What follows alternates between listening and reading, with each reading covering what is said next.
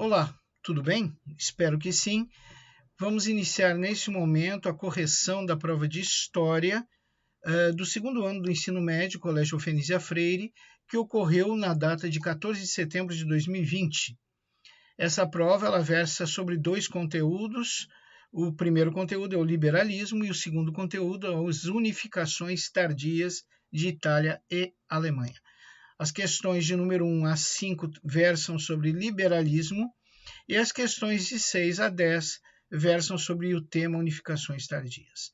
Vamos começar a análise das perguntas. Questão de número 1. Sobre o liberalismo é correto afirmar. Alternativa A. Corrente política que se firma exclusivamente na Europa. Aqui, gente, nós já encontramos o que transforma essa afirmativa em errada. O liberalismo ele não se firmou exclusivamente na Europa, no continente europeu. Ele também teve ampla repercussão no continente americano, principalmente na América do Norte, nos Estados Unidos. Então, essa primeira afirmativa está incorreta. Vamos ver a segunda afirmativa. Na economia, defende a propriedade e a iniciativa privada. Até aqui está certo. Assim como a autorregulação econômica através das regras de comércio internacional. Não, o que está errado é isso aqui, ó. A autorregulação econômica através das regras de comércio internacional ou do comércio internacional.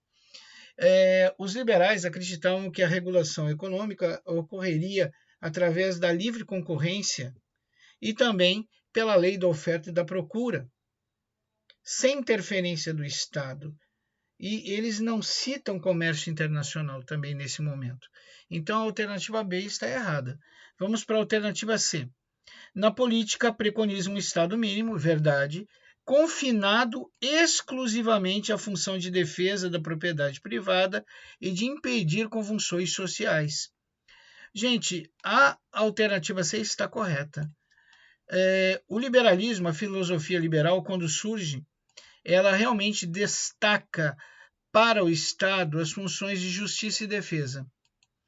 Defesa do quê? Da propriedade privada. E justiça do quê? Impedir convulsões sociais que venham interferir na produção, no capitalismo. O que são convulsões sociais, gente? Passeatas, greves, apropriação indébita de propriedade privada, invasões de propriedade privada, não conter roubo, marginalidade, esse tipo de coisa.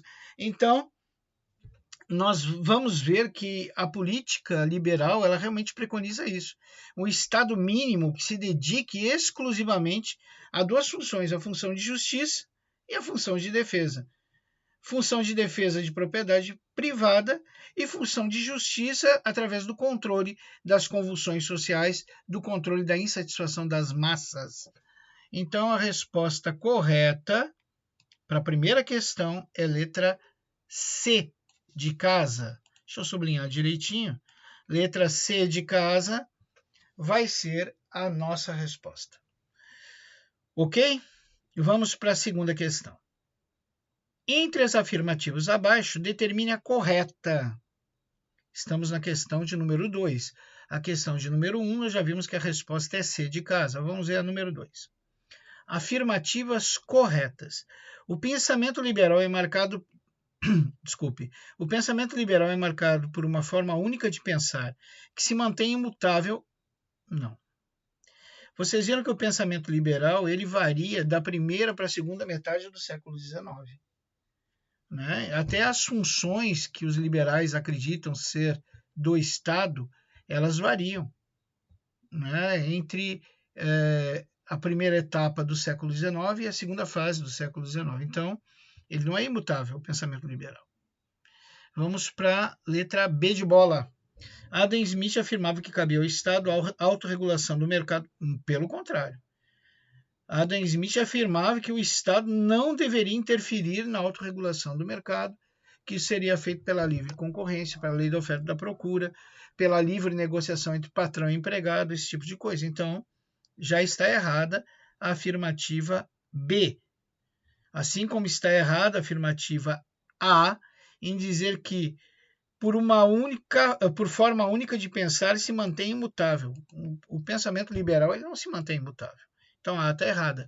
E a B está errada porque Adam Smith afirmava exatamente o contrário, que não cabia ao Estado a autorregulação do mercado. E aqui ele está afirmando que cabia ao Estado. Então a B está errada. Vamos para C. Adam Smith defende a concepção otimista da iniciativa privada ao afirmar que quando o indivíduo trabalha para concretizar os seus objetivos econômicos, está igualmente a contribuir para o desenvolvimento da riqueza de todos. Olha, realmente, isso faz parte das teorias liberais, mas não foi Adam Smith que disse, não. Vamos para a letra D. Edmund Burke afirma que o Estado é o pior inimigo da sociedade e da riqueza coletiva. Então, o nosso amigo aí, o Edmund Burke, afirma que o Estado é o pior inimigo da sociedade e da riqueza coletiva. Gente, certíssimo. Edmund Burke defendia exatamente isso, que o Estado ele é danoso ao enriquecimento, né? Ele é danoso à prosperidade. Então nós vamos ver que o Edmund Burke ele defende exatamente isso, né? Que os efeitos de interferência do Estado na economia são sempre danosos, né? O Estado não deve interferir na economia, que o Estado é o pior inimigo da sociedade e da riqueza coletiva. Então a resposta certa aí é a letra D, tá? Luciano, tu disse que a C aí está correta, mas não foi o Adam Smith que falou. Quem é que falou? É Jeremy Burkle falou isso, né? Então aqui foi Jeremy Burkle. Edmund falou realmente que o Estado é o pior inimigo da sociedade e da riqueza coletiva. Então, a número 2 aí, a resposta é letra D de dado. D de dado. Ok? Vamos ver se eu consigo girar aqui. Meu mouse está dando probleminha. Eu giro e nada gira. Vamos ver se vai girar agora. Opa, girou. Vamos para número 3. Sobre as características do liberalismo, na primeira metade do século XIX, é incorreto. Cuidado. Cuidado, gente. A palavra é incorreto. O que está errado? Tá certo? O que está errado aí? Vamos lá. Letra A. Os liberais são acérrimos defensores da propriedade privada, da economia de mercado, da liberdade de comércio internacional. Certíssimo. Certíssimo, certíssimo. A letra A está certa. Vamos para B. Pugnam pelas corporações, a desregulamentação do trabalho, defendem as liberdades políticas e o governo representativo. Perfeito. Eles fazem tudo isso aí. Vamos ver a letra C. O Estado devia ser reduzido à expressão mínima, tá certo? Limitando-se a assegurar condições para o pleno desenvolvimento da economia privada, tá certo? Promovendo a criação de infraestrutura, estradas e transportes, áreas onde a possibilidade de obtenção de lucro eram maiores. Opa! Aqui está errado, gente. Estaria certo se fosse áreas onde as possibilidades de obtenção de lucro eram menores. Não maiores, menores. Então, o que torna a afirmativa C incorreta é essa palavra aqui, ó, maiores. Tá certo? Então, já descobrimos a alternativa incorreta, é a letra C. Mas vamos dar uma olhada nas outras afirmativas. O liberalismo dominou a política europeia e dos Estados Unidos no século XIX, mas nem sempre foi fiel ao seu combate contra o intervencionismo estatal. É verdade, se vocês observarem o liberalismo na segunda metade do século XIX, eles acabam exigindo muito mais do Estado. Eles exigem proteção do mercado interno, exigem do Estado novos mercados consumidores, exigem do Estado matéria-prima barata. Então a gente vai ver que eles vão exigindo cada vez mais do Estado, né? Então eles não são fiéis a esse combate contra o intervencionismo estatal. Eles algumas vezes pedem o intervencionismo estatal. Então, a correta aqui, gente, sem sombra de dúvida, a incorreta, me desculpe, incorreta, é a letra C. Mas por que é incorreta? É incorreta por causa dessa palavrinha aqui, ó. Maiores. Estaria certo se fossem menores. Tá ok? Então, 3 é C de casa. 3, C de casa. Vamos para número 4. Sobre o liberalismo na segunda metade do século XIX, os liberais passam a exigir do Estado que o Estado garantisse. Eu acabei de falar. Olha lá, ó. Letra A. Proteção do mercado interno face à concorrência internacional. Tá certo. A intervenção do Estado na conquista de novos mercados internacionais. Tá certo. O acesso a regiões com recursos naturais, matérias-primas baratas. Está certo. O liberalismo passa a andar associado ao imperialismo. A gente sabe que é verdade. Na segunda metade do século XIX, as nações europeias, para impedir, devido à grande concorrência entre eles, né, a concorrência predatória, um capitalismo selvagem que se estabeleceu entre eles, para impedir uma guerra mundial, ou seja, para impedir que surgisse a Primeira Guerra Mundial, eles simplesmente dividem o continente asiático e africano entre eles. Isso vocês estudaram, gente, já no 9º ano, ou no 8º, se eu não me engano é no 8º. No 8º ano se estuda isso. Vamos para número 5? Então aqui, vamos voltar, esse meu mouse está terrível, eu giro a rodinha aqui e ele trava, né? Então vamos ver aqui. Tá certo, né? Tá certo, tá correto, todas estão corretas. A resposta da número 4 é letra E, de escada. Ou é de escada, como vocês preferirem. Vamos para o número 5. Sobre o darwinismo social, é correto, agora ele que é correto afirmar. Surgiu na primeira metade do século XIX, está errado. O darwinismo social ele surge na segunda metade do século XIX, não na primeira. Passou a dar como função do Estado que o Estado deve apenas concentrar-se em criar condições para que os mais aptos prevaleçam sobre os mais fracos. Realmente, o darwinismo social ele cobrava do Estado a proteção dos mais aptos, dos mais ricos, em relação aos mais pobres, porque diziam que os mais aptos, que são os mais ricos, são aqueles que geram a riqueza de uma nação. Então, até aí é verdade. O que transforma essa afirmativa em incorreta é isso aqui, ó. Deixa eu ver.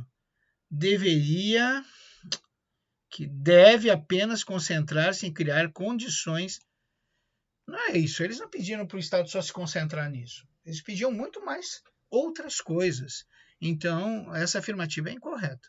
Por causa disso aqui, ó. Deve apenas centrar-se. Isso aí acaba com tudo. Vamos para ver a afirmativa número C, que o Estado deve estar a serviço de todos. Os liberais nunca acharam isso. Eles acharam que o Estado deveria intervir minimamente e o minimamente que intervinha devia intervir em favor dos mais ricos e poderosos, que geravam a riqueza da nação. Então, isso aqui está errado. Que o Estado deve estar a serviço de todos está completamente errado. Muitos afirmam que, na verdade, o darwinismo social é a subjugação do homem pelo Estado, em função do desenvolvimento pleno da economia. Pessoal, muitos afirmam que o darwinismo social, na realidade, se nós pudéssemos descrevê-lo em uma única frase, seria a subjugação do homem pelo homem, não pelo Estado. Como assim a subjugação do homem pelo homem? Do homem mais rico, o mais apto, subjugando o mais pobre, o menos apto. Ok? Bom, infelizmente aqui a gente não encontrou nenhuma correta, então a resposta certa é letra F de faca. 5, F de faca. Não tem nenhuma resposta correta aí. Vamos para número 6. Número 6. Qual a relação do Congresso de Viena com o processo de unificações tardias de Itália e Alemanha? Vamos ver lá. O Congresso de Viena, extinguindo o Império Francês, permitiu a unificação de territórios outrora divididos por Napoleão. Na realidade, não. A gente sabe que quando o Congresso de Viena extinguiu o Império Francês, os participantes do Congresso de Viena, que é o grupo da coalizão que derrotou Napoleão, né, Rússia, Prússia, Áustria, Inglaterra, né, aquela galera toda, eles dividiram o Império Francês entre eles. Eles não estavam pensando em unificação, não. Eles dividiram o Império Francês entre eles. Então, a afirmativa A está incorreta. Vamos ver a B. O Congresso de Viena, estimulando a volta do velho regime, acentuava o nacionalismo, fato primordial para o processo de unificação de Itália e Alemanha. Gente,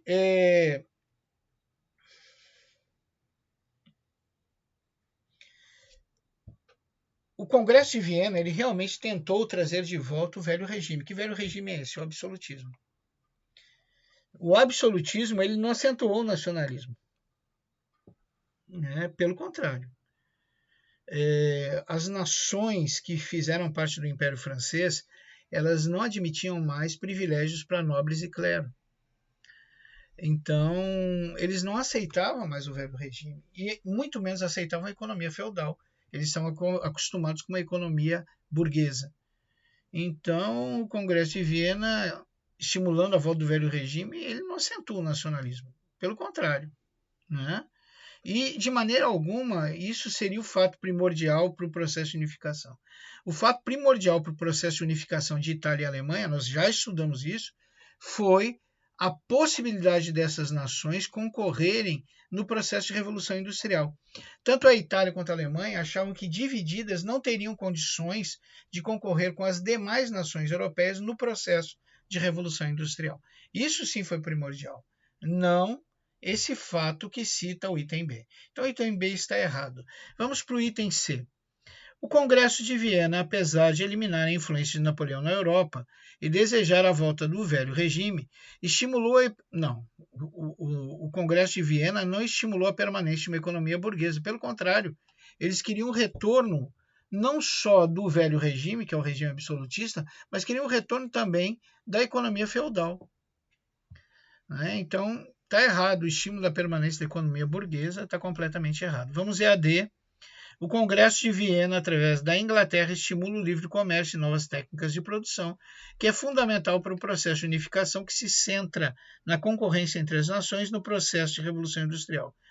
Gente, a Inglaterra há pouco se mideu para as unificações de Itália e Alemanha. Não tinha nenhum interesse nisso. Na realidade, no Congresso de Viena, a Inglaterra fez questão de pegar pontos estratégicos para o comércio marítimo. Só isso. Ela não se interessou por Santa Aliança, não se interessou por processos de unificação. A Inglaterra já estava em outro estágio, enquanto os participantes do Congresso de Viena ficavam pensando em velho regime, em economia feudal, os nossos amigos ingleses já estavam mais preocupados com a burguesia comercial, com o comércio, o livre comércio, com pontos estratégicos para o comércio marítimo em relação ao novo mundo. Então, a D está errada. Se a D está errada, então todas não estão corretas. A E está errada. A resposta, então, para a questão de número 6 é a letra F de faca.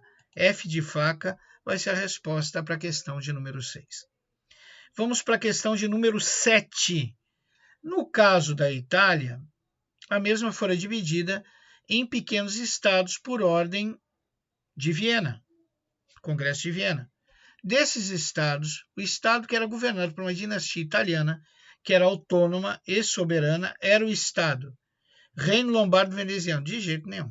Ducado de Parma, também não. Reino Sardo-Piamontês, essa é a resposta. O Reino Sardo-Piamontês ele era governado por uma nobreza italiana, por nobres italianos, Então, realmente, a resposta da questão de número 7 é letra C de casa. Vamos para número 8. Meu mouse agora está ajudando. Olha. Meu pai. Espera aí, só um pouquinho, gente. Eu vou comprar um mouse, prometo. 8. Sobre a primeira tentativa de unificação da Itália, sabemos. A primeira tentativa foi aquela de Giuseppe Mazzini e a Itália Jovem, que acabou numa desgraça. Eles foram massacrados pelas forças militares da Áustria. Então, vamos ver o que a gente encontra aqui. Letra A. Foi liderado por Cavour, o diplomata. Nada a ver. Foi liderado por Giuseppe Garibaldi. Não, foi liderado por Giuseppe Mazzini. Foi liderado por Guilherme II. Não, Surgiu do movimento nacionalista? Não, também. Então, a resposta da número 8, sem medo de ser feliz, vocês marcavam letra E. E de escada. Vamos para a número 9. Para a unificação italiana, foi fundamental o apoio. Gente, foi fundamental o apoio da França. A França vai se tornar a grande aliada da Itália contra a Áustria, né? A única coisa que a França pediu para os italianos é que não atacassem os estados pontifícios. De resto, Napoleão III deu uma ajudadinha aos nossos amigos italianos no seu processo de unificação, até porque ele tinha interesses territoriais, né? Então, quem auxiliou a unificação italiana foram os franceses na figura de Napoleão III, aquela figura que a gente conhece, aí, que a gente estudou no processo de unificação. E, finalmente, a número 10. Muitos historiadores, 9, D de dado, 9, D de dado, ok? Vamos para o número 10. Muitos historiadores afirmam que o processo de unificação alemã deveria ser, será uma das causas da Primeira Guerra Mundial. Essa afirmação se baseia no processo de revanchismo franco-alemão, ou seja, entre franceses e alemães, que surgirá devido a essa guerra, a Guerra Franco-Prussiana. A derrota da França foi uma coisa tão vexaminosa. Os italianos, os alemães, humilharam tantos franceses nessa guerra franco-prussiana que gerou no coração dos franceses o espírito de revanche, o espírito de dar o troco. E isso vai ser realmente uma das causas da Primeira Guerra Mundial. Então, o revanchismo francês em relação à Alemanha será uma das causas da Primeira Guerra Mundial. Vamos ver se a gente encontra isso nas opções. O surgimento do Estado militarizado, não. Na união entre burguesia e Estado militarizado, de Otto von Bismarck, que se tornará uma das raízes do primeiro Reich alemão. O primeiro Reich alemão é muito antes do Otto von Bismarck. No revanchismo entre Áustria e Prússia pelo controle da Confederação Germânica. Nada a ver. Isso aqui é verdade. Havia um revanchismo entre Áustria e Prússia pelo controle da Confederação Germânica, mas isso não vai ser motivo da Primeira Guerra Mundial de maneira nenhuma. Causa, da Primeira Guerra Mundial de forma nenhuma. No objetivo de Otto von Bismarck em restaurar o primeiro Reich alemão, criando o segundo Reich. Não. Isso não vai ser uma das causas da Primeira Guerra Mundial. Então, a número 10, sem medo de ser feliz, nós marcaríamos a letra E de escada, nenhuma dessas alternativas. Ok, pessoal? Eu tenho certeza que os alunos que leram o módulo, que viram a videoaula, que viram alguns vídeos que foram colocados, eles foram muito bem nessa prova. O aluno só vai mal nessa prova se ele não estudou nada, se ele não acessou a videoaula, né? Eu deixo bem claro a vocês que o sistema de videoaulas ou de videoconferência, o sistema de ensino à distância ou ensino virtual, ele só funciona com 3 afirmativas. Foco, o aluno tem que ter foco. Ele tem que querer estudar, não porque ele gosta, não porque é prazeroso, mas porque é preciso. Gente, nenhuma aula virtual ganha do videogame, né? Entre uma aula virtual e um videogame, vai para o videogame. Entre uma aula virtual e dormir, vai dormir. Entre uma aula virtual e assistir o Netflix, vai assistir o Netflix. Mas o que vai fazer tu assistir a aula virtual e deixar isso de lado por alguns momentos? A maturidade de saber que tu vai precisar desses conhecimentos, não só para a tua aprovação no segundo ano do ensino médio, mas futuramente para um Enem, para um concurso. Ou seja, para almejar uma vida melhor. Os alunos, então, que têm foco, que têm fé, que sabem que vão conseguir um bom futuro, que vão conseguir passar no Enem, entrar numa boa faculdade, num bom curso, que não vão ter que se contentar com um meio termo, com o mais fácil, esses alunos também dedicam alguns minutos, algumas horas do seu tempo para o estudo, seja ele presencial, seja ele virtual. E, finalmente, força. Só os fortes conseguem ter foco e fé. Os fracos, os fracos vão desistir, vão botar a culpa nos outros, vão chamar de desinteressante, vão dizer que podia ser assim, podia ser assado, e não vão estudar nada, porque nunca estudaram, essa é a grande verdade. Então, o segredo para ir bem nessas provas, dedique pelo menos algumas horinhas do teu dia para o estudo. Ah, mas é chato. Tudo bem, mas dedique. Faça força. Tenha fé. Se foque. Pense no futuro. Ok? Pessoal, como sempre, eu reforço, todos os professores de vocês estão ansiosos por voltar às aulas presenciais. Não existe professor sem aluno, não existe aluno sem professor. Eu, particularmente, que sou não só o coordenador, o diretor, mas sou também professor, eu sinto muita falta de vocês. Muita falta de vocês. E tenha certeza que o método virtual de ensino é muito mais cansativo do que uma aula presencial para nós. Nós temos que preparar slides, nós temos que depois filmar esses slides, colocando nossa voz, nossa interpretação.